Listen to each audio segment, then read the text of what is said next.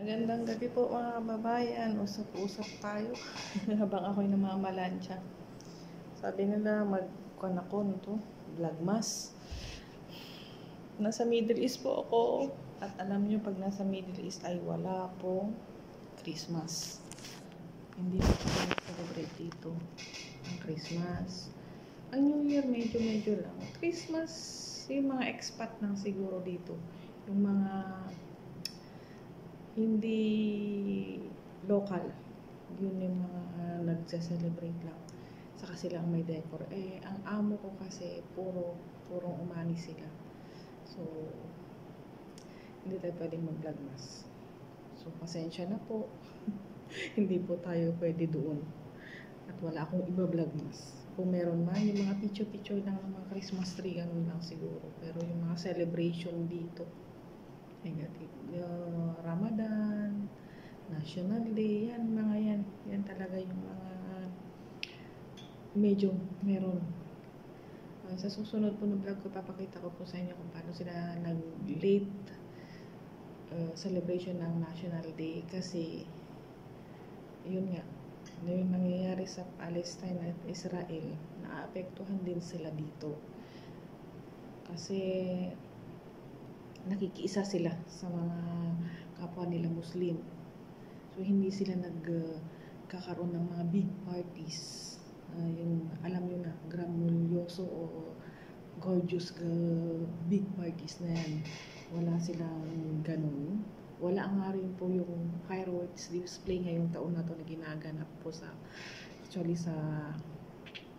tawag dito, sa palasyo ng Oman, kung saan nakatira ang hari, ang sultan ng Oman.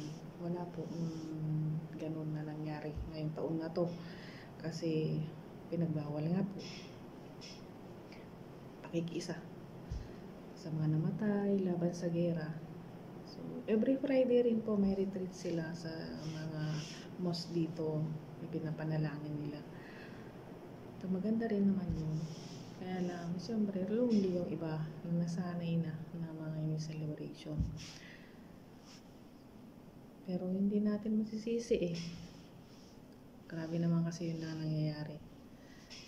So dito, makikita mo kung alin talaga yung mga sinusuportahan nilang countries or nakikisa sila. Hindi sila yung mga sinasabi ng ibang lahi na ang mga Muslim ay walang puso. No, they have sobra.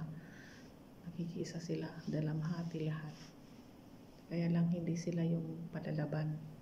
Yan pinapanalangin nila, ginagawa ng nila doon sa mga nagdadasal yan.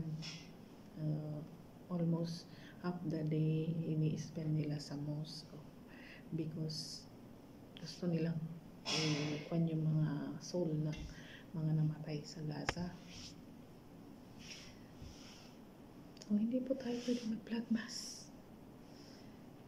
Wala pa akong vlogmas. So hindi po ako magba-vlogmas ngayon. Hindi rin po ako, baguhan po ako sa YouTube. Medyo late na to, mga ang YouTube ko ni-start po 5 years ago, na-stop kasi nga isa po tayong katulong at may mga istriktong amo. Yung amo kong una, hindi na pwede doon, nasisilip na lahat. So ni-stop ko yung 2 taon din mahigit.